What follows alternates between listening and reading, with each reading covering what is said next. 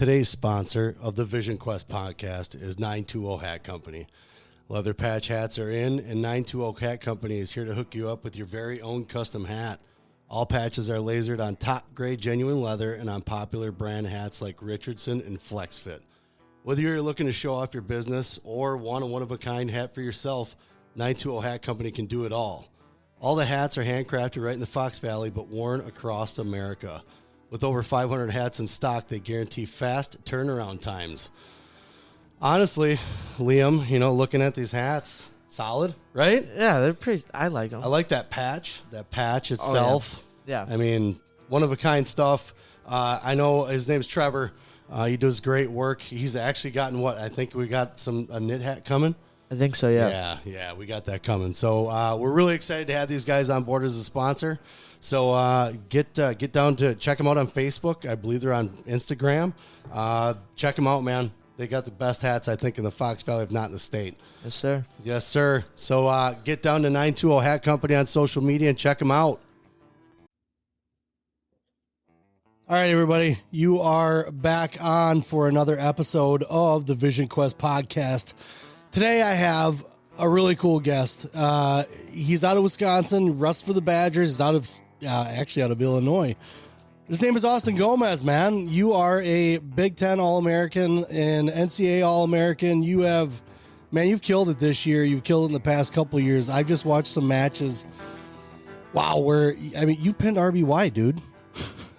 Yeah, I did. Yeah. So that's kind of the level of thinking I'm at. I'm like watching some of the guys that are just out there just killing it, but you're killing those guys, and it's fun to watch you do it, and it's fun to watch it because you're having fun. And I just watched something on you about weight cutting and stuff like that. We'll talk about that a little more, but you're having fun now because it's not so difficult. It's not the pain that, and I kind of talked about that with Nino and the whole cutting thing. It sucks. It's not fun going through that. And especially when you're at a high level and competing at a high level like that, so let's start off kind of where you and I actually kind of started talking here. You come from wrestling background. I mean, your dad had a club, but still has a club. Is that kind of when did he start that club? He started that club when I was about, I want to say like 7 or 8 years old. Okay. He first started coaching, right out of, high school. My dad wrestled in high school, a town right next to Carroll Stream where I grew up, called West Chicago High School. Okay. And he just loved the sport, loved everything about it. And then once he was done, he moved right into coaching, and luckily enough, we grew up in a really good wrestling area. Yeah. So he started coaching for the feeder program, Ville Lombard Cougars, that feeds right into Glenbard North High School. Yeah. Okay. Right. Cool. Yeah. So coming up with that and having your dad have that club, I mean, and starting at where you were obviously just there all the time, right? I mean, your dad was already involved in wrestling before that. So it was kind of like an infancy thing. You were just, born on a mat. It sounds like it is the way it really started. Yeah. I mean, people joke with me all the time that, I was basically born wearing a freaking wrestling headgear and singlet and stuff. So yeah, I was around it since I was a baby. My dad used to tell me there was times where I'd be crying in the car seat at a wrestling tournament or something like that. And, if he didn't put me in his lap, then I wouldn't shut up. So he was coaching guys on the team he was coaching for, and I'd just be sitting there right on his lap, and he'd be flying me all over the place, getting in the matches. So yeah, I mean, I've been around it since I've been a baby, and it's basically the only thing I've ever known. Did you try other? I mean, obviously wrestling is the thing, but did you try other sports? There's some stuff you did in the summer, or were you just always a wrestling guy? Yeah, so I tried playing t-ball, but I could never hit the ball off the tee. But if someone pitched it to me, I would smack it. So that I was like, I'm not playing this. I hate t-ball. I'm done with it. Yeah. And then I played football for a little bit, and then I would always somehow get hurt right before some of the big tournaments. Sure. Growing up, and my dad would get super mad, and he's like, "All right, you're not going to the NFL. You're not big enough. You're never going to be big enough. So you're done playing football." And I was like, all right, that's fine. Yeah, I guess you're right. Yeah. So it's basically, since I've been 8 or 9, Wrestling is all I ever did 24/7. Right on, right on. So as you're growing up, and obviously there's a point in life where things kind of come to a head with anything really when it becomes a struggle. But were you finding a lot of success when you were little? I mean, obviously, like you had a dad that was coaching wrestling, but sometimes dads aren't they're like, oh, I want him to take it easy because I know what it's like, kind of thing. But some guys love the grind. Some guys embrace it. I mean, my kid in general is one. He was going to be down here. He chose to go to a practice right in town here. So it's just a nonstop grind. So is that kind of the mentality that was kind of just being around it all the time? It's just all you wanted to do is just kind of wrestle. Was it always hard wrestling? Were you guys, when you were a young kid, was just smash and grab kind of Iowa style wrestling? How did that develop for you? Yeah. It was a grind. My dad was really hard on me from a young age. Sure. And with that came with a lot of success. Yeah. I was winning the tournaments like Tulsa Kickoff, okay, the Nationals, the Folkstown Nationals, kids nationals for freestyle and Greco over in Utah. Yeah. Like I was winning almost every tournament you could think of growing up. And, being kind of the coach's son, there's a certain expectation that sure. comes along with it, right? You Sure. have to work a certain way, you have to carry yourself a certain way. Yeah. You just got to be respectful and things like that. And, at times it sucked because, I just wanted to be a kid, but my dad did a really good job of keeping wrestling in the wrestling room Sure. and then being my dad at home. And that's something I was super thankful for, but it was just, wrestling was just always on my mind growing up, Yeah. coming home from wrestling practice and going straight on YouTube and just watching wrestling all day, going to school, waking up in the morning before I even going to school, watching wrestling. When I get home from school, watching wrestling. I was growing up, that's all I ever did was watch wrestling, watching the old wrestling matches, like the John Smiths, the Kevin Jacksons. Yeah. And stuff like that. Just watching all those guys and then just following along with the college stuff and the freestyle stuff. So when I was younger, if you ask me anybody's name, I could list off their credentials and stuff like that, because that's how obsessed I was. Wow. Yeah. You were buried in it, man. Yeah. I knew what my goals were. Yeah. And my goals are still the same, so it's just something that I was like, I want to be the freaking best. And if I'm going to be the best, I have to dive straight into this thing. Yep. And I think that's a lot of the reason I saw success. And, if I saw a wrestling move, a guy hit on YouTube, all right, I'm going to go into practice and I'm going to go work on that. I was more of if I see something, I can hit it right away. Yeah. So it was super weird, but it was like a crazy obsession with wrestling. So it's funny. You mentioned the dad coach thing is for, separating wrestling from, going home, things like that. And Liam and I were just having this conversation about kind of the same things. I coached him from, I don't have a club, but I'm his dad. What else does he got? Well, I can't pay a coach, but it was one of those things where I told him finally, I wasn't able to divide that anymore as he got older, because it was you got to listen thing, you're not paying attention. So I had a hard time myself dividing that. So we're lucky we have good coaches around, and that, they either help him out, things like that. But then, like you just said, with sports, with soccer with me, that's kind of how it was. Like I watched Pele and Diego Maradona on the TV. And as soon as I saw those guys doing something that I saw and thought was great, I was out there practicing it, because how else am I going to get it? And I just got it right away. I was hitting bicycle kicks at like 12, just cause it was fun to do. And I had done the basic stuff. I told my son, cause I didn't want him to get confused and thinking that it's like, oh, I could just go do whatever.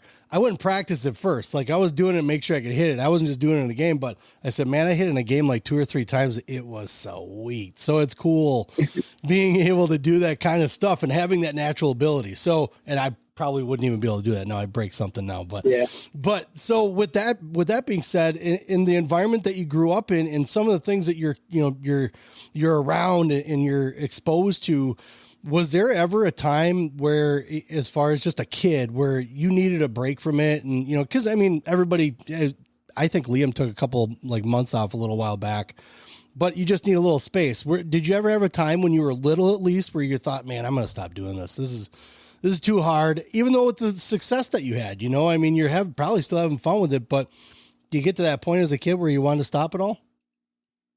Oh yeah, I quit like once or twice. Did you?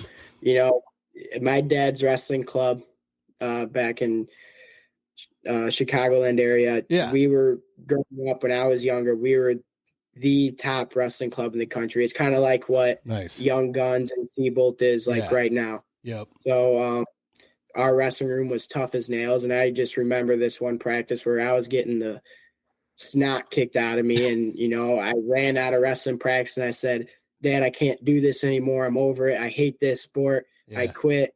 And the next morning, he woke me up and he said, "All right, if you're gonna quit, then you're coming to work with me." And my dad owns a tree business, so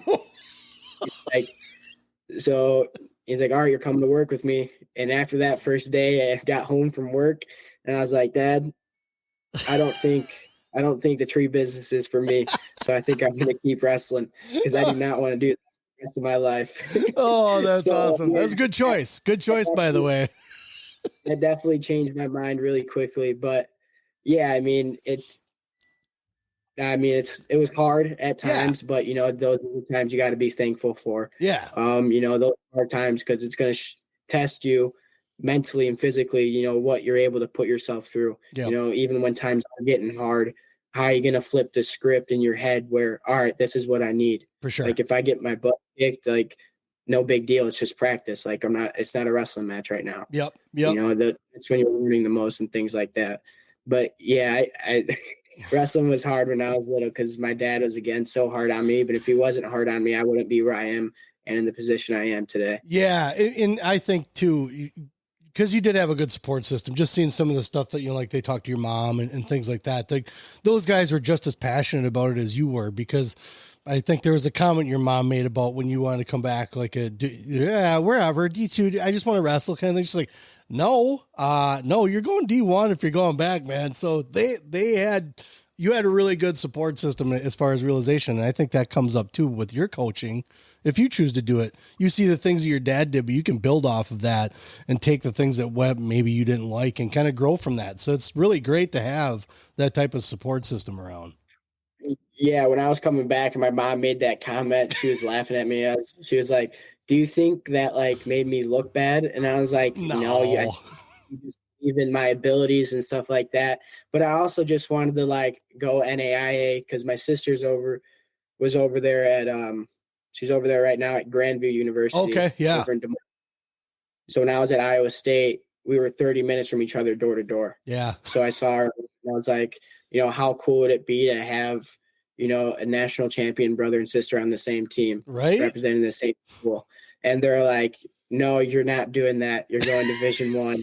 Like you can still do this." And there's also just like, am I good enough to like go back to that level? Sure.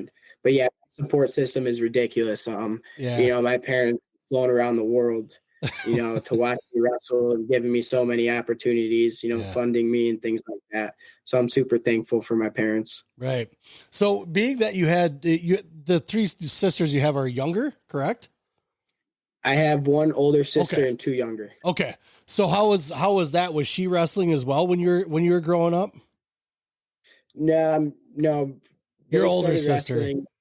My older sister, no, she wanted to wrestle, but my dad wouldn't let her just because it was like girls wrestling wasn't big at all. Okay, sure. My older sister was growing up and things like that, but she had some fire in her. I mean, we got in fights all the time. We'd always be fighting, and my dad's like, "All right, first one that cries, what's going to happen," and things like that. So, we used to scrap a lot just because she was older and bigger than me. Yeah. So, but my two younger sisters got involved because, they did competitive cheerleading and things like that. But, my dad wanted to make sure that, they had a chance to go to college.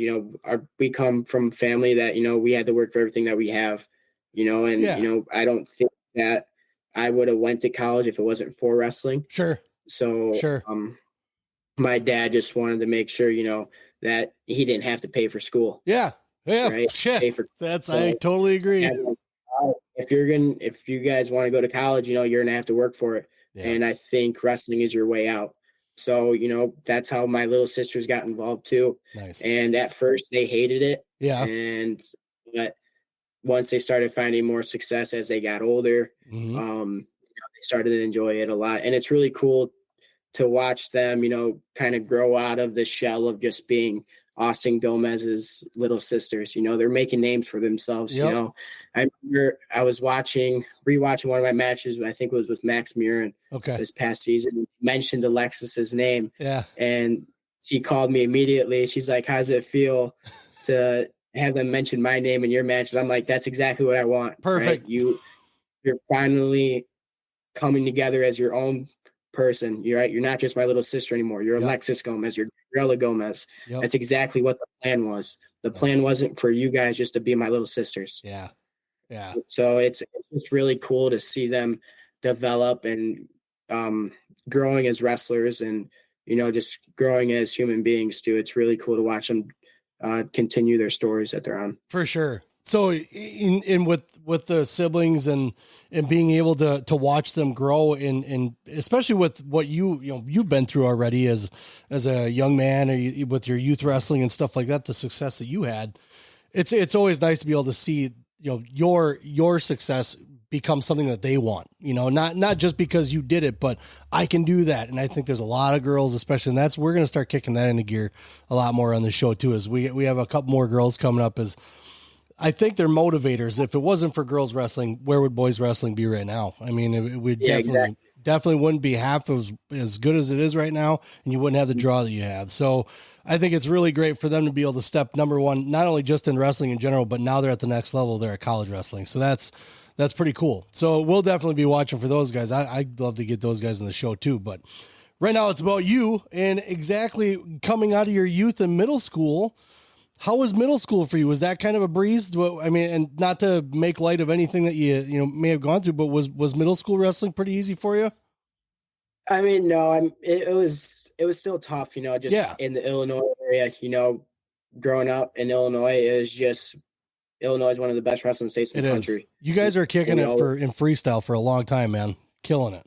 Yeah. So it's just so tough. So you just always have to be ready. Yeah. So middle school wrestling was tough. I took losses here and there to some of the top guys in the state of Illinois, Yeah. And I started wrestling middle school when I was in 4th and 5th grade. Like my dad would bump me. Yeah. My dad would bump me up to the next age group, because I was kind of kicking butt when I was younger. My dad's like, "All right, the only way you're going to get better is if you're going to wrestle guys that are older than you and stronger than you." Yep. And, it didn't make me better, right? Because I took losses that I didn't think I'd take or I wouldn't take if I was wrestling down at my own age. So out of the 4, times you can go to the kids state tournament in middle school, I only won 2 of them. Okay. I lost to a kid named Christian Robertson, who was really freaking tough. And then I lost to Dylan Duncan 1 year too. Okay. So he's All-American for Illinois. Yeah. So again, it's just really that's just what it is. It's just really tough in Illinois. So yeah. I mean, it wasn't a breeze, but it helped me, pushed me going into that high school year. What are some of the more, pick a couple things that are the more memorable things of your youth wrestling that you would probably take with you till the end, that are probably either one of the best moments or worst moments? What were some of those from youth wrestling for you? Best moment, I think, was going for my first kid state title, middle school state title. Yeah. I was down about 5 or 6 points with 10 seconds left. I was wrestling Dylan Duncan, actually. And I hit a cement mixer and pinned him, and it was just nuts. The crowd was going crazy, stuff like that. And probably one of my worst memorable moments was my last year. I was wrestling Dylan Duncan again in the state finals, and I just got booed and stuff like that. In Illinois, everybody hated myself and my dad and kind of like the whole club of Gomez wrestling, because we were just kicking the butt out of everybody. Yeah. If you had a Gomez wrestling singlet on, people want you to lose. It's like kind of like the Iowa wrestling now. Yeah. Right? Iowa singlet, people are going to cheer against you except for the Iowa fans. Right. So we just got a lot of hate and things like that, but we loved it because we love shutting everybody up. Yeah. Right. When we were doing tournaments and stuff like that, everybody was cheering against us, and we are beating the crap out of teams by 30 and 40 points. Yeah. And it was, kid wrestling was a lot of fun for me just because we had a good group of kids. Yeah. And, we were all really tough and we pushed each other a lot. When you get a group of kids together, because I did some dual team stuff with my son and some of the kids out of Wisconsin here. And when you get that dual team stuff going and you have, even if you have 8 kids on the same team that have the same mentality, that are just that restless, you'll kill everyone. And when you have guys like you're talking about coming out of your club, and we heard some stuff as far as, the Gomez kids back in the day and, seeing them at tournaments, stuff like that. Nothing really bad, but I mean, cause I don't think as far as my son, we didn't get to see you guys that much, but when you get a group of guys like that together and number one, they're tight and they probably practice together a little bit too, forget about it. Lights are out, crazy skill on top of crazy attitude. Don't care. They're going to go out there and scrap. It's always fun to watch. So yeah, we had kids traveling 2 hours. Yeah. Both ways to come practice with us, and it was just really, really cool. And kids in Illinois wanted to wrestle with the best. And at the time we were the best kids club in the state of Illinois and even in the country. Yeah. Hell yeah. So when obviously you have some trials and tribulations, because what you went through, I kind of put Liam through. He was getting a little bit better at certain areas. So I think I told this story the other day. He weighed in at 95, 100 pounds. He was going into 7th grade, I think it was. And we took him into weigh-in at school for the checkup. He weighed in 125. He's like 12, right? So I took him at 15U and I registered him at 125 at 15U. He got smoked. He got absolutely handled. And I told him, I made him aware, I didn't bring you here to win. That's the future right there. That's what you're going to be staring down when we go places. Exactly. So as high school comes along, that must have prepared you even more then. Because now looking at Liam and how he was able to handle his freshman year, that must have set you pretty good as far as going. Now, granted, there's still top competition, but made just a little bit easier of a season for you coming in as a freshman, I would imagine. Yeah. Going into my freshman year over at Lombard North,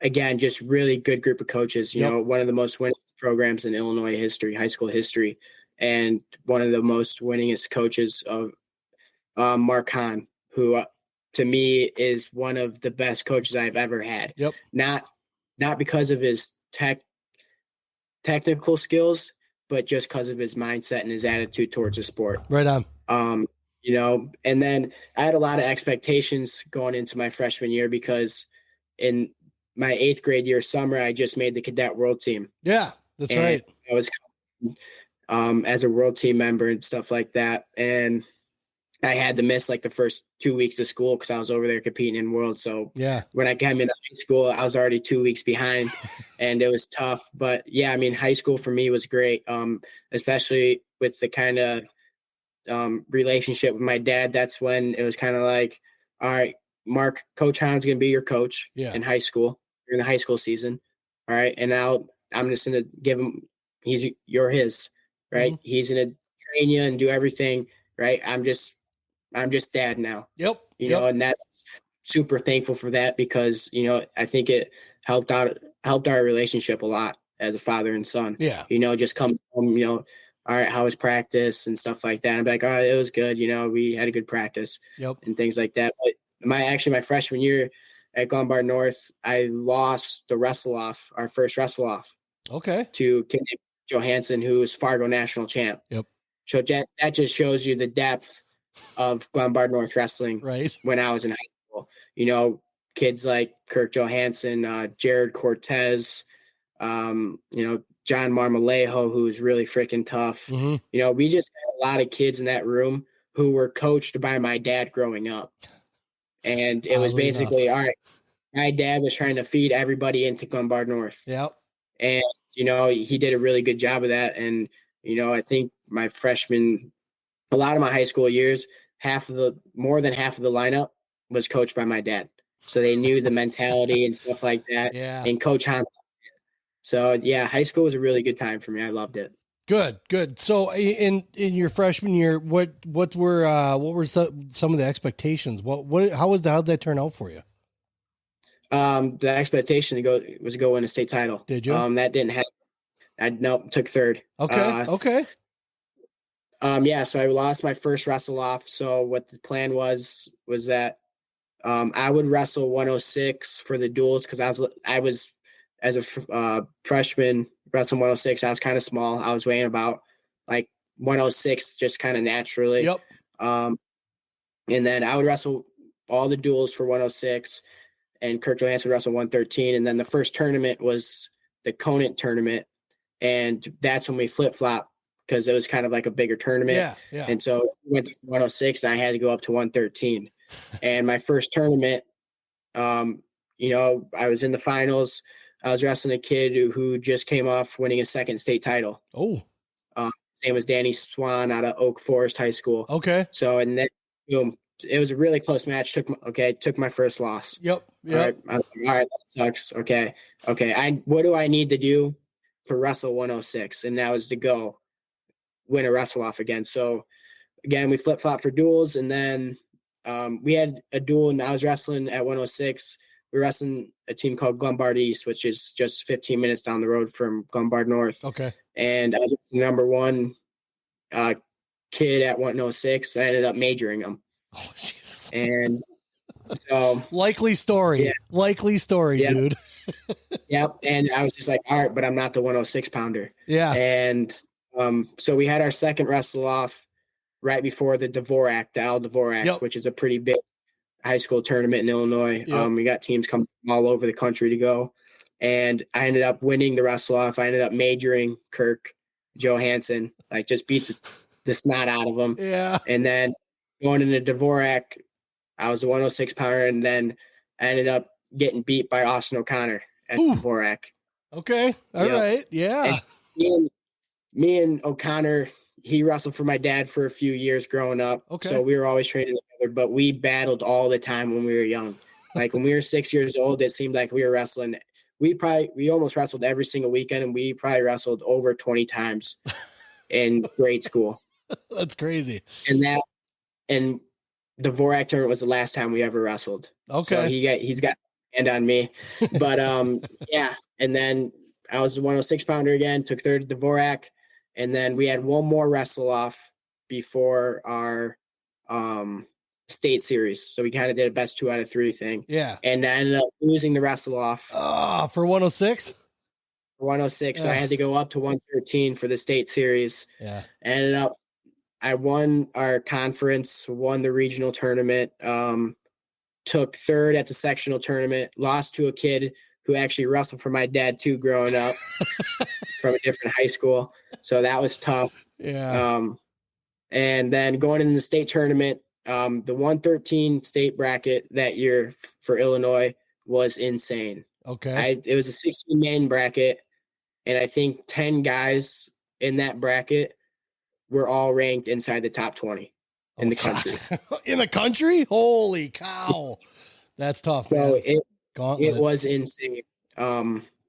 It was crazy. Yeah. And I ended up making the semis of the state tournament, which kind of I wasn't ranked at 113 because I was a 106. Right. And so I was like, dang, this is gonna be tough. This is gonna be tough. And then I ended up making the semis because a kid who was ranked, I think it was top 10 in the country at the time, ended up missing weight for the quarterfinals. Oh, shit. So I had a forfeit in the quarterfinals going into the semifinals. That's nice, Frank. Yeah.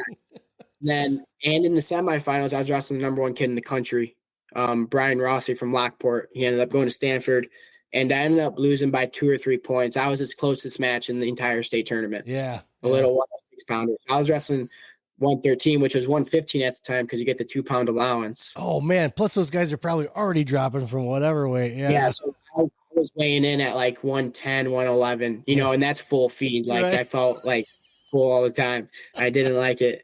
And then I ended up taking third. Beat Rudy Yates, who's a nice 2 or 3-time state champ in Illinois. Yep. So I beat third and fourth place, and that was my freshman year. It was a roller coaster, man. It was a roller coaster. So speaking of the weight stuff, because we do it like Liam's cut, I don't know, maybe for state and stuff like that, but it was like 5 pounds, whatever, 6 pounds. what were you guys cutting at a like middle school age? Like how much were some of the guys cutting at a middle school age down by you guys? 10, I 15? know personally. No, I don't. It wasn't that much. No. I think the most I've ever cut when I was that young was like 10 pounds. 10 pounds, right on. So your dad, my dad, he wasn't crazy.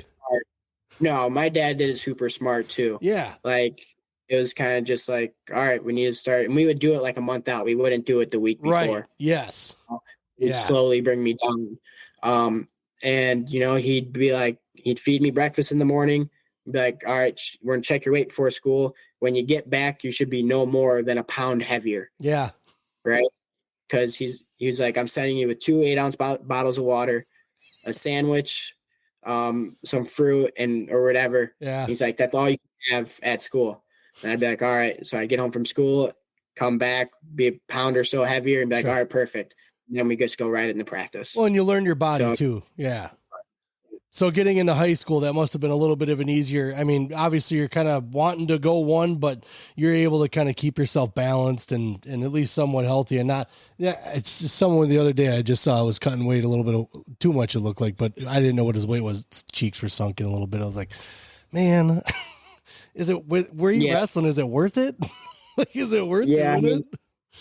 During my high school years, like during the season, I kind of cut weight, kind of like an a-hole, and was just like, because most of the matches that you're wrestling, you're going to go out there and pin the kid right in probably 30 seconds or whatever, so it didn't really matter how you felt. So because you knew what was going to happen.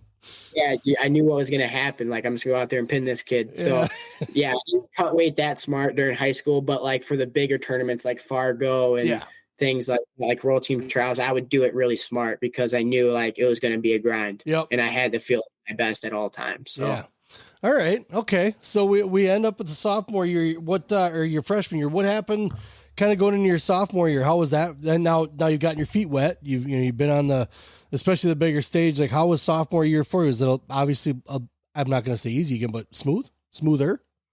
Yeah, it was smoother. I wrestled 113 my sophomore year. I ended up kind of a growth spurt. I was weighing about 120, 123. Nice. So I had to cut a little bit of 113. There you go.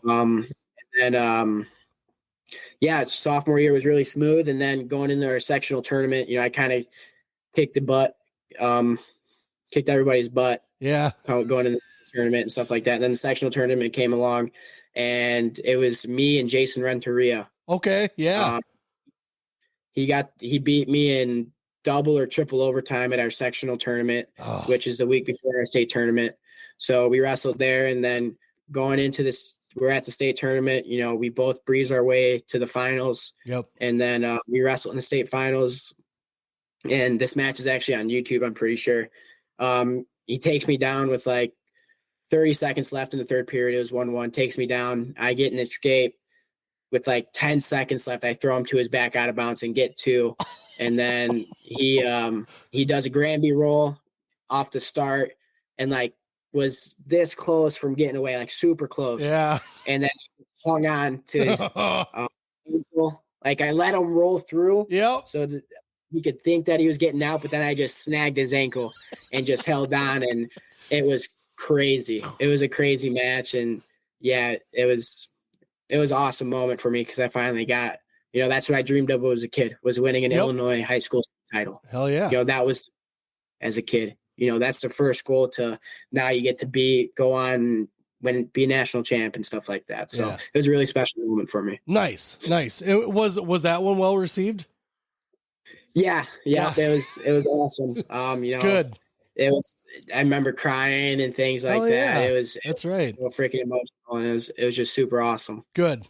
So now we're going into the time where, I mean, you've been doing well. You did from young kid to middle schooler and high schooler. I mean, even your freshman year, that's still when you're talking about states. Illinois is one of those states where you're just making it. It's a big deal. We talked to the Cassiopes quite a bit, and it's a big deal for those guys too. I mean, they talk about it every year when we're around those guys. But when you get into your junior year, are you starting to get phone calls already? Yep, I'm starting to get phone calls. Going in I couldn't really get too many phone calls like my sophomore year. College coaches would come up to me at like Fargo and stuff like that. And, my dad had a relationship with a lot of college coaches. I'm sure. He could talk with them. They just couldn't talk with me.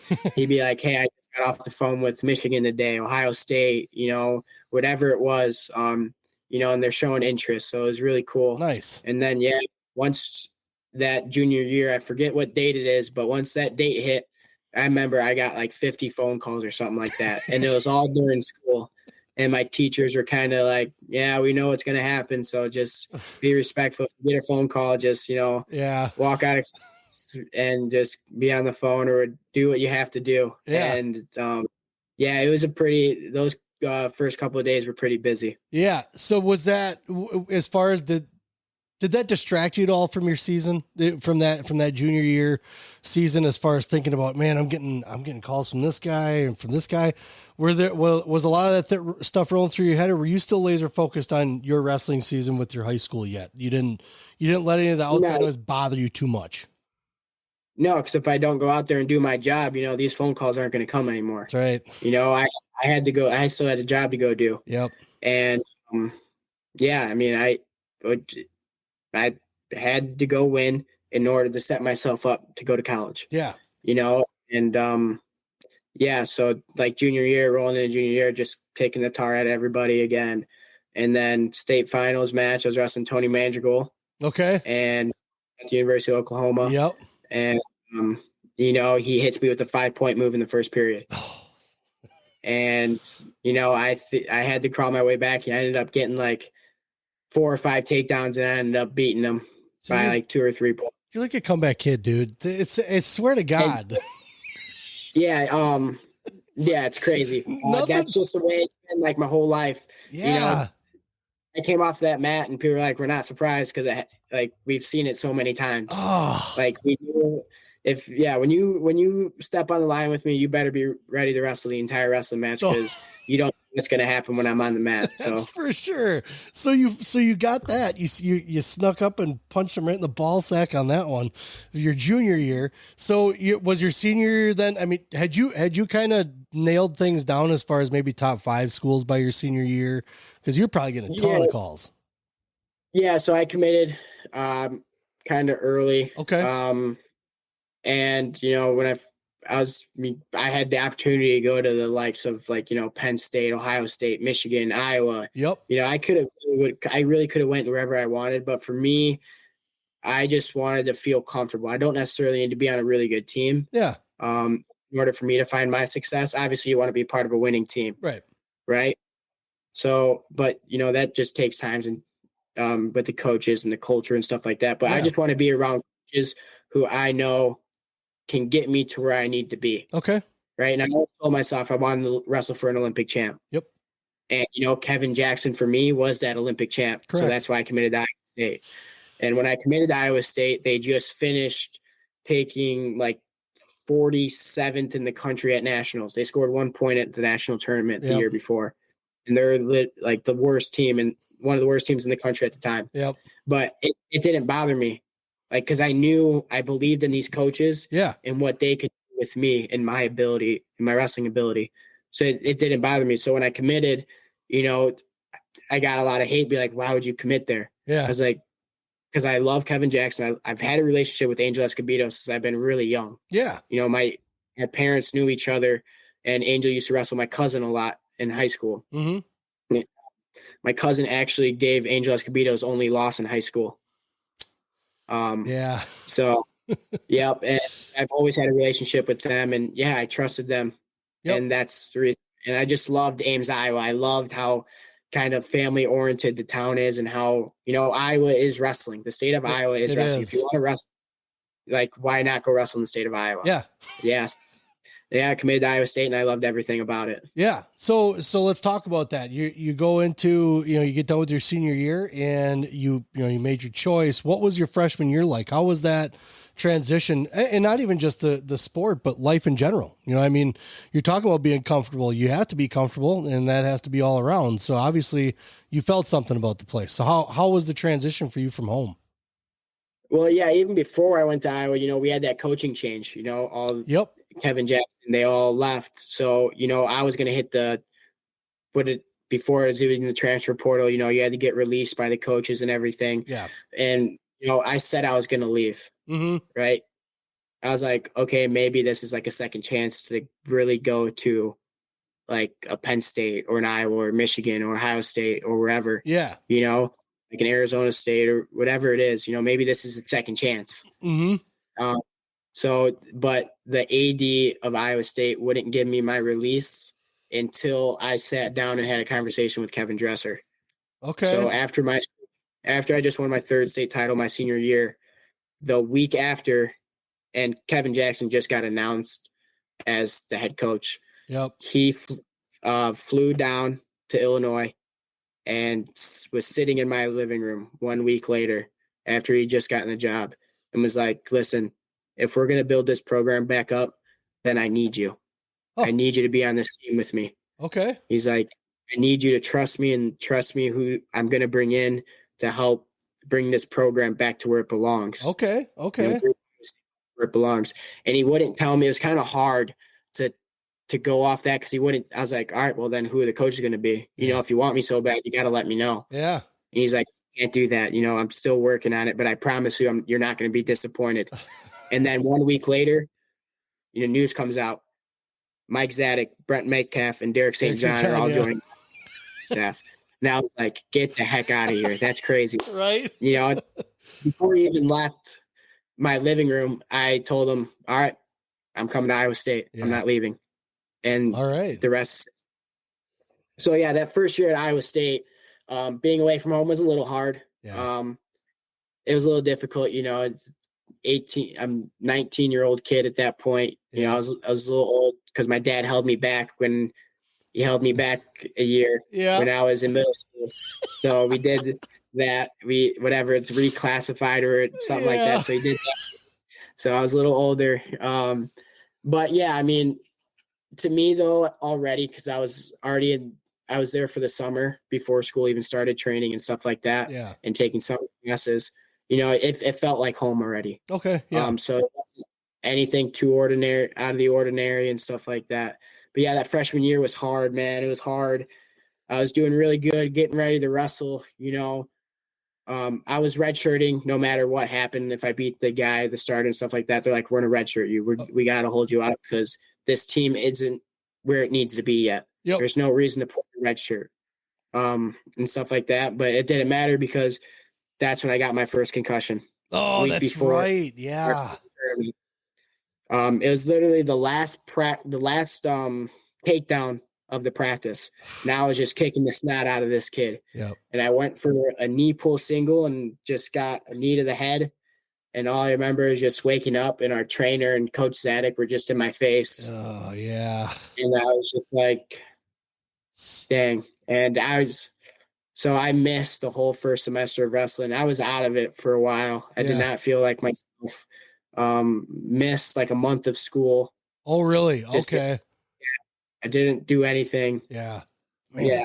So it was really hard on me. And then once I came back, feeling really good, I went like 10-0 or something like that. And I had like 9 bonus point victories. Sure. Yeah. Like all techs and pins. And then I actually beat one of our starters at one of the opens. Mm-hmm. Mm-hmm. Time.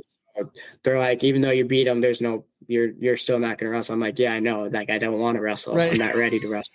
Yeah. Right. So, yeah. That freshman year was really good. And then going into that summer, I made the junior world team. Yep.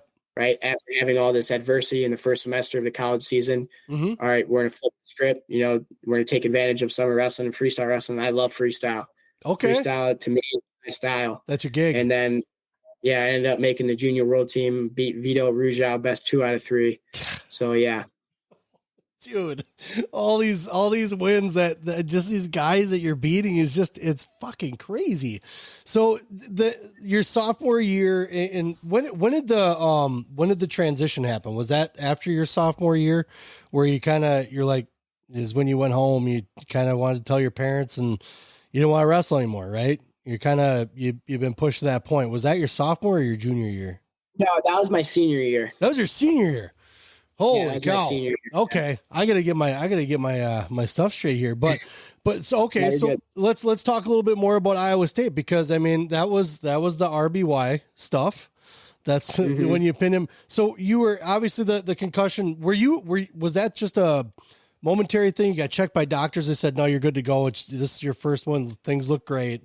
So they weren't too worried about how things were going to go, forward, unless obviously something major happens. So you get rehabilitated. How does that affect the rest, like going sophomore, junior year? How does that affect anything there? It really didn't affect me at all. I was fine. I was fine in the summer, just because freestyle wrestling really isn't that much of a grind as the collegiate season, Yep. So I was fine. The only hard part was the cut down to 133. Okay. That was the hard part. So what were you weighing around then? I was weighing about like 150, 155 in the summertime. Oh shit. That's a lot of weight. Yeah. Yeah. And then, forgot to mention this, like I make the junior world team, and a couple months before the world championships, I tear my MCL and I have to get surgery. So I have to sit out of the junior worlds. Yeah. Right on. That sucks. And that's when I started to get pretty big, just because I couldn't do anything for 2 months just because I had surgery. Okay. So that's when I got pretty big, was lifting a lot and stuff like that. Yeah. They're like, all right, once I start wrestling again, they're like, all right, time to bring your weight back down. You got to make 133. And that was just always the plan, to make 133. Because with me at 133, that was where we were really stinking good. Yeah. Iowa State. Yep. And that's when the change started to happen. The culture started to change at Iowa State, which is what we wanted. We went from being a team that finished 40th in the country the year before to now we're a top 15 program. Yeah. Like we are where Iowa State is supposed to be, and what we want to get better. Yep. So yeah, freshman year was crazy. A learning experience, with just weight management and stuff like that. Mm-hmm. And the first big duel with Iowa happens with DeSanto. Yeah. That was crazy. Before the match, the duel even started, Dresser came up to me and he was like, hey, I'm going to draw. Like, I want to draw. We're not going to start at 125.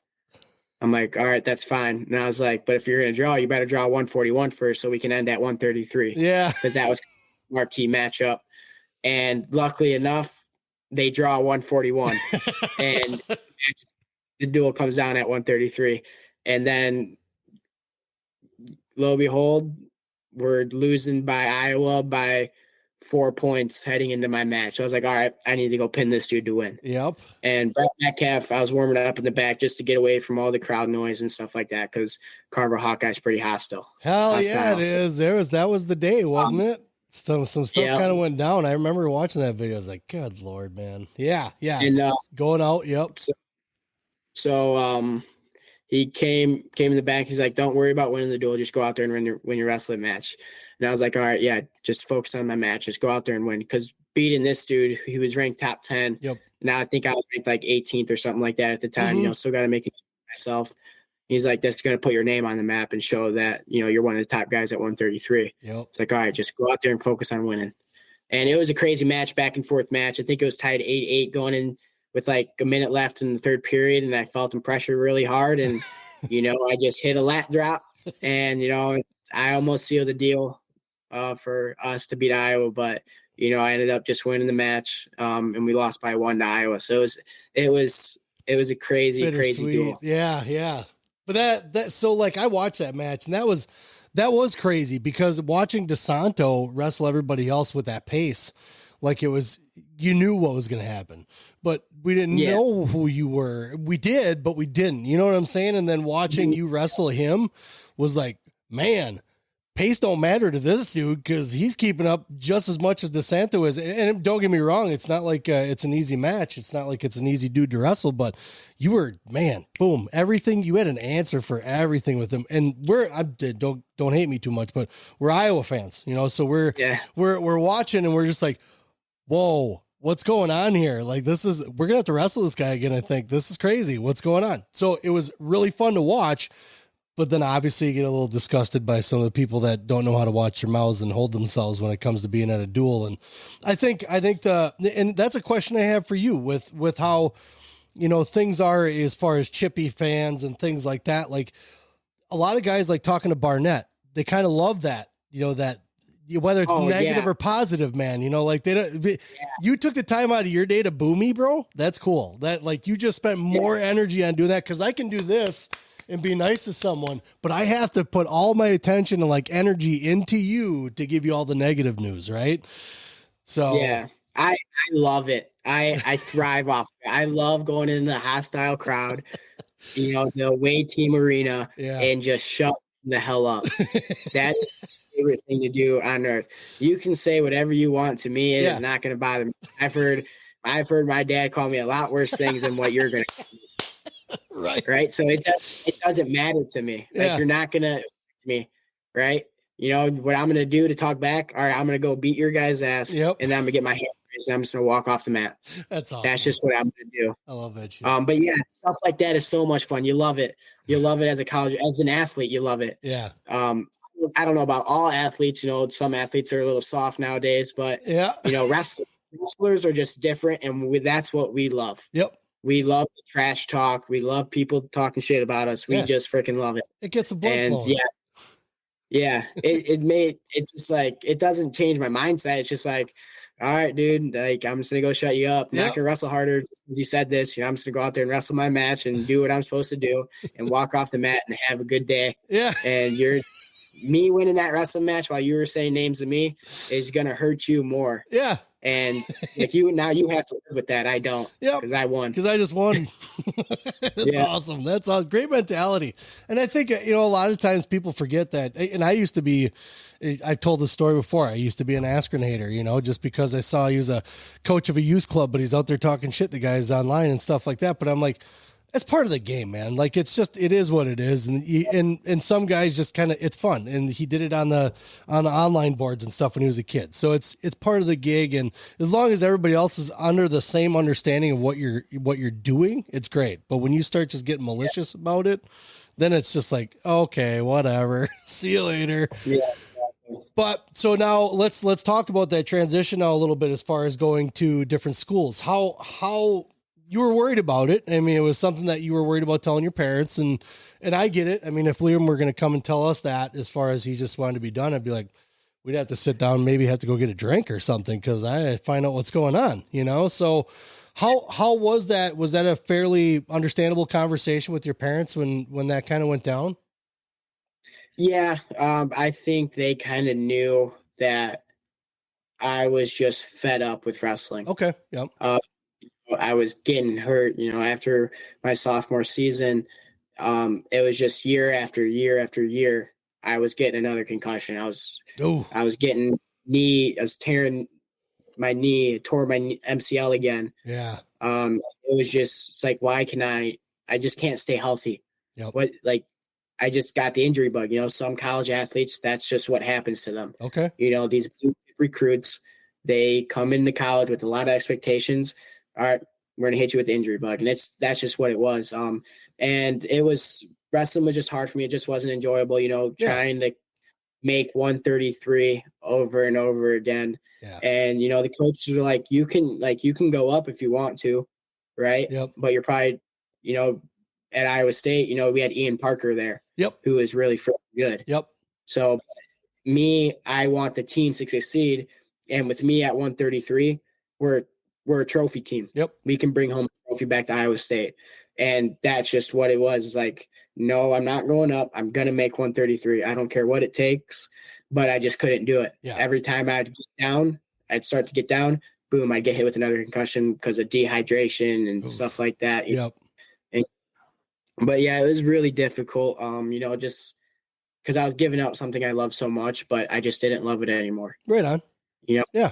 I just couldn't do it mentally anymore.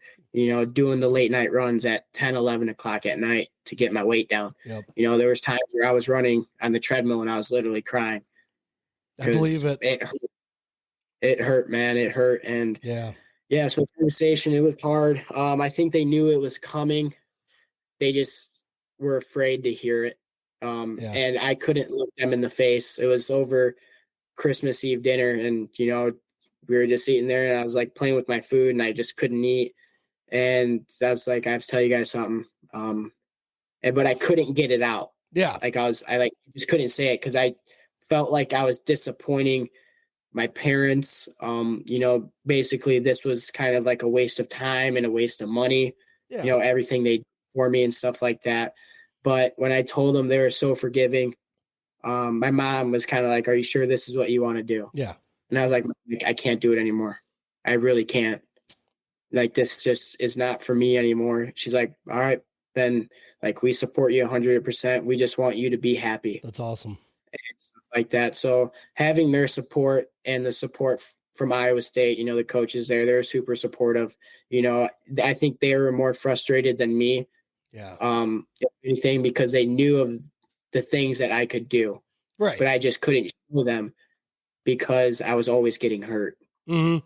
And it was super difficult. And, it was just a really hard time in my life, but I'm super thankful for it. Yeah. Yeah. Because out of adversity, grows a lot of success. And man, does it show. Because you took some time off, you did some healing, you did the things that you need to get done to get yourself right. And so then you start having thoughts again. You start thinking, I think I can probably do this. But what were some of the things getting in your way? What'd you have to do to make that happen? Just get back to the lifestyle a college wrestler should be living. Yeah, right on. When I retired, I really wasn't doing the right thing socially. Oh, with drinking and stuff like that. I was living a normal college life after I retired. Yeah, I was basically just a normal college student. Yeah. I wasn't practicing. I wasn't doing anything. I was literally just going to class sometimes. Yeah. And then just, just having fun. But then, my girlfriend at the time, we went back to her family's house, and we went out or whatever. We were having a good time, and her friends wrestle for UNI, Northern Iowa. Oh, okay.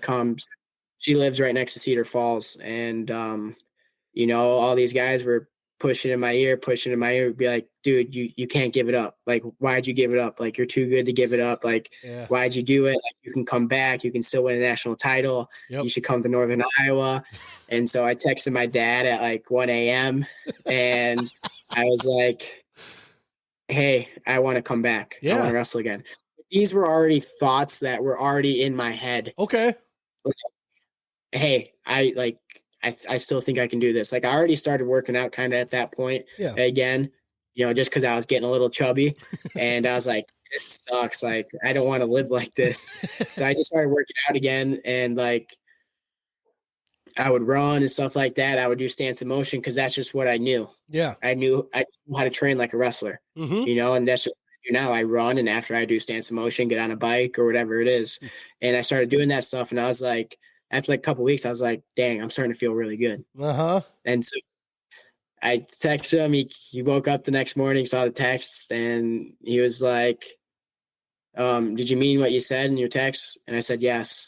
I've been thinking about this for a while now. Yeah. I still think I can do it.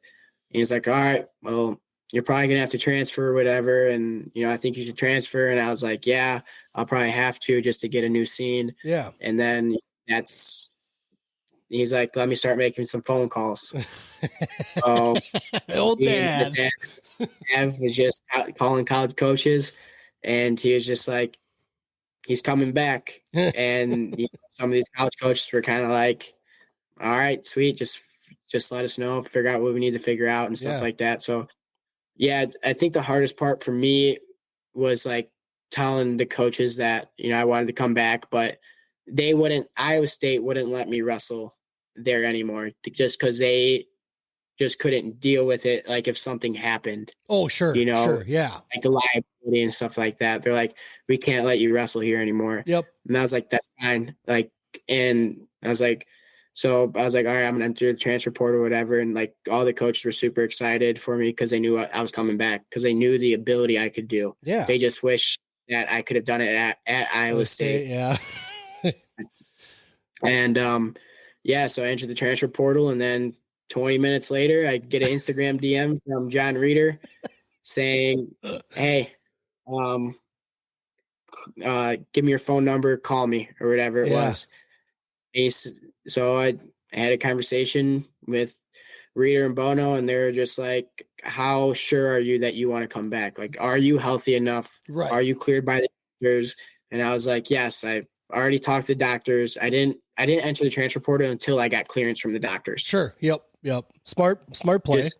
So I was like, I got clearance, whatever it is. And they're like, "Are you like, how committed are you to being a national champ?" And I was just like, I've never wanted something more in my life. All right. Like, I've had a dream national champ since I've been 7 or 8 years old. Yeah. And so I had visits set up with, like Wyoming, Oklahoma State and stuff like that, Wisconsin. And then, but luckily enough, I was back home because I just graduated from Iowa State. Mm-hmm. And, with the RTCs, if you live within a 250-mile radius, you can go up there and train. Yep. Well, from Madison, my house, to my hometown, it's only like an hour 30, hour 40 minutes. Yep. So it's less than a 250-mile radius. So even before I was committed to Wisconsin, I was up here in Madison 2 or 3 times a week training, like getting back into the things, like training, like college wrestling again. Yep. And, every time I'd walk in, just Reeder and Bono and Gross just had this high energy, and, we'd start warming up and Reeder would just scream, "Austin Gomez, national champ, national champ." Yeah. And I was like, dang, that's what you want to hear out of a coach. That dude's and a I haven't even committed to them yet. And this dude's already telling me I'm going to be a national champ. Like, I'm not even sure where I'm going at this point. Yeah. Yep. And so I think after the first couple of times I worked out with them, I knew I was coming to Wisconsin. Well, they're former Cyclones, right? They're former Cyclones themselves. It makes it a little easier. Makes it a little easier. But a little nicer. Yeah. But yeah, I mean, those 3 guys it's just what I needed to jumpstart my career again. For sure. And without those 3 guys, I don't know if I'd be in this position right here doing what I am doing right now. I think those 2 are probably the closest to the Brands brothers you can get that aren't completely out of hand, but with the amount of energy that they have. Reeder, just knowing that Reeder was saying that to you in the practice room does not surprise me. That guy, I mean, I guarantee you, I could be on my deathbed. That dude could motivate me to run a marathon, like for real. Yeah, literally. So that's a great dynamic. And it sounds like it's an even better dynamic from where you came from as well. How your dad was, a motivator, but also a pusher, because I hear Bono's he's a pusher. And then you got Reeder, who's that guy that's right there behind you. You can do this. You got this. So seems like you had a pretty good setup. Now, what sold you was those 2, or was it also being in the room with some of the guys that were going to be there and seeing the environment that was there? Yeah, just the environment. I mean, Madison's a beautiful campus. Oh yeah. I mean, you can't fit here. Right. I think another thing is like, hey, I have the opportunity to get a master's degree from the University of Wisconsin-Madison. Even though I didn't come here to play school, I didn't come to college to play school. Right. I came here to do a job, and that's to go win a national title. Yep. As bad as they may seem, but it's just the truth. Yeah. No, I think Nino was the same thing. He was saying kind of the same thing. Education still matters to you, but it's like, I wanted to wrestle. That's what I came to college for. Yeah, exactly. So yeah, I mean, it was close to home and stuff like that. So, and then, I had the opportunity to have Seth Gross as a workout partner. Yeah. There's that. How good that dude is, that's like, yeah, I'm sold. This is where I want to go to school. Right on. So you had a little bit of time off. You were working out, you got back in the room, and now you're feeling fresh again.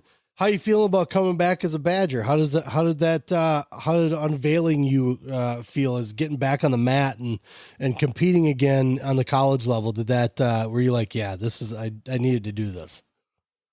Oh yeah, it was amazing. One of the main reasons I came back is like, if I'm 30 years down the line, let's say if I didn't come back, I'm going to hate myself for the rest of my life. Sure. If I didn't give myself one more shot, and I could do it too. I knew I could do it. So I was like, if I don't give myself one more shot, I don't know where I'm going to be in life years down the road, So yeah, I mean, coming back as a Badger, especially going up 2 weight classes, not really cutting weight. It's just all about having fun and being myself. To me, the wins and losses really didn't matter to me too much. Obviously you want to win, but I was like, I just want to be doing what I love, and that's to wrestle and wrestle at the college level, and wrestle the best guys in the country. Yeah. So yeah. And then, I think I started that first year back, I think I was like 20th in the country and, got some wins. And then one of my 3rd or 4th match back, I go out and I go beat a returning All-American. Yeah. And I just go, all right, this I'm going to go I'm winning a national title this year. I don't care. Yeah. Now that belief started to kick in. Right. Where I was like, I can go do this thing right now and nothing is going to stop me. Yep. I'm not going to stop until I go get what I want. So that first year back was amazing. I mean, I think it was kind of like, and plus the whole country was kind of behind me, Hell yeah. Great story, the story of this comeback kid, who was retired from the sport and wanted to come back. Yep. It was super cool to see. And, just like how big my fan base has gotten just because of the way I wrestle. I just go out there. I'm a gunslinger. I'm going to go throw everything at you. And if some of it's going to stick and some of it's not going to stick, so I just go out there and throw it all at you. And, guys don't know how to game plan for me. So it's kind of hard because I could wrestle gunslinging or I could also wrestle really technical and just to pieces with my technique. Well, let's talk about the Sasso match, for example. Yeah. What the fuck was that? That was insane.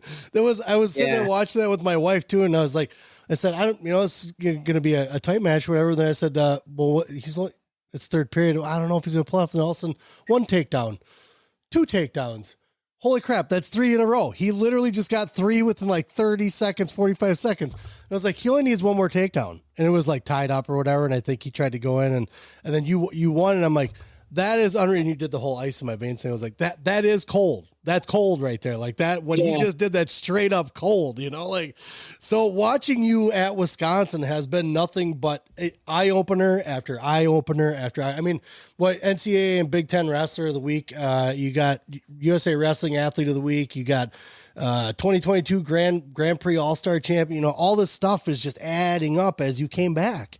So it's like, you've always had that in you. And that's kind of what's been cool about watching you is you obviously you're gonna have naysayers calling it, cockiness, whatever. You had that confidence that was, you may have thought maybe to yourself, going up the line, crap, I really got to do something. But then you did it.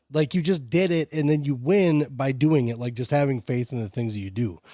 So that's awesome to watch. And that's great for the kids to see. Cause I mean, to be able to be down and then come back, and Liam does it from time to time too, but not like that. Not just by all of a sudden, boom, boom, boom, boom. And when kids see that stuff, and like you said, your fan base grew a little bit because people see that it just takes a little bit of faith in yourself to do well. And having the tribulations and the trials that you went through and the things that you had to kind of figure out, it's tough. I mean, when you're 17-year-old kid trying to figure out what you're going to do for the next 4 years of your life, just going to college, that's a lot. Well, now, yeah. No, it's 7 years. Yeah. But it's just one of those things where you guys are already in a whole lot of pressure and now you're in these athletic moments. And then it's just one of those things where I have a lot of admiration for, especially guys that are wrestling top tier, even just competing at anything at a top tier level. It's tough, whether it's track and field or it's wrestling, and you're trying to beat some of the top guys in the country or the world. So it's definitely been awesome to watch you. Now, obviously going through anything Big Ten wise is just as hard, so if not 10 times harder. So winning a Big Ten championship, that's huge, so how did was that? I mean, obviously you want to win NCAAs, things like that, but that must've been pretty cool because that's the top guys in the country already right there, Yeah, exactly. That was a really special moment for me. I think after winning the Big Ten title, I think people really started to believe that, I'm a contender to go win a national title. Oh yeah. Obviously that didn't happen that year that I won Big Tens, but winning Big Tens was special because it was over Sammy Sasso, yes, who was a returning national finalist. who was ranked number 2 in the country, who is really freaking good. Yep. Hell yeah, multiple-time All-American already. And, I think a lot of people were just like, all right, well, this is really going to test them. We're really going to see where this kid is at right now.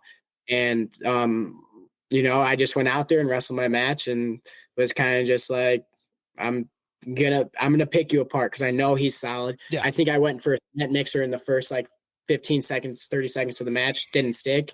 And I was like, all right, now I'm gonna go pick you apart. Yep. And I beat him with 3 takedowns. Yeah. And so that was really special. I mean, it was just, I don't even know to explain it, but it was just super awesome. Just to put a stamp on it and be like, hey, you can do anything you put your mind to if you have the right support system. Yep. If you have belief, the confidence, the cockiness in yourself to go do what you're supposed to do. If I didn't have that confidence in myself, I don't think I would have won anything. I wouldn't have done anything. Yeah. I believe in myself and my abilities. Like every time before I go out and wrestle, I tell myself, Austin Gomez, you're a bad man. You're the best in the world. Hell yeah. And then I just go out there and wrestle. Nice. And so those constant reminders to myself, like, hey, you belong here.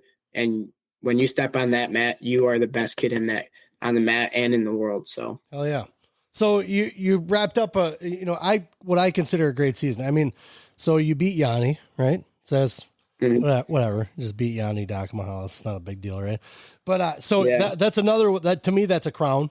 That's a crown in itself, because you talk about the guy who it is, 4-time NCAA champ, but like you did it handily, like watching him do the things that he usually does against guys and it didn't even touch you. And then you're like, oh, I got your ankle though. And you got the takedown. It was like magic. It was watching magic happen against Yanni Dakamahalis. So you had a great season. You're not done. You're doing U23s. Are you going to do US Open? No, I am actually representing Team Mexico. That's right. So you just won down there. Okay. What's the game plan with that? I go down, I leave for the Pan Ams Saturday night. Okay. I go down to Mexico City and then I fly with the Mexican delegation down to Argentina, where the Pan Ams are, and we do a 10-day training camp down in Argentina before we even set foot and wrestle. Right on, man. So I leave in 6 days. Yeah. To go to Argentina. Sweet. And compete at the Pan Ams. Right on, man. And so how's that lineup look for you? How's the competition look? Yanni Dakamahalis, Sebastian Rivera. I think the Cubans going, the Cubans are always really good. Yep. I know the Canadian at 65, he's a 141 pounder for North Carolina. Okay. I know he's pretty tough. So, it's going to be a good field. So I'm really excited to put my foot in the water in my first international senior level competition. Hell yeah. We'll put the UWWs on. We'll have to watch it. Cause I know we're the weekend after we go to US Open, Liam's going to wrestle out in Vegas, U15. So, okay. Yeah. All right. Well, you know what, dude? I've been eating up a lot of your time, man. We've been going for about an hour, a little over an hour now. So I want to thank you again, man, for coming on. It's been great. It's been fun talking to you. You have such a great story. I think, and I commend you for coming back. I mean, you could have just done school and finished up school to go out and be, a dude, normal life kind of stuff. So we really appreciate you being around the wrestling world, and we cannot wait to see you compete more. Freestyle. If freestyle's your gig, man, then we definitely want to watch, because we want to watch it fly. So we'll wind up leaving you here, man. And if you got any plugs, you got something you want to plug? No, I just want to thank you for having me on, and thank you to all, the fans and my family for the support. And as always, scared money don't make money. That's right. Scared money don't make money. All right, man. You heard it from the man himself, Austin Gomez. We're out. All of our episodes are brought to you by Appleton Tattoo, located at 117 South Appleton Street in Appleton, Wisconsin, right off the main drag on College Avenue. You can't miss them. I've had some work done. I have a Celtic cross that covers my back that was done by Jason. We're not done yet. Jason Winans and crew, the artists that he have there, those guys are the best in the Fox Valley. They are definitely one to go to if it's something that you've just been kind of throwing around. They'll make you feel comfortable. It's a very clean environment, very nice crew, and very willing to get done whatever you need done when you need it done. You can message them on Facebook. I know they're on Facebook. You can give them a call at 920-604-8289 and get in touch with Jason Winans and crew at Appleton Tattoo, located again in Appleton, Wisconsin at 117 South Appleton Street, right in Appleton. Very flexible hours, great crew, clean environment again. I would not send you anywhere else except for these guys. Appleton Tattoo.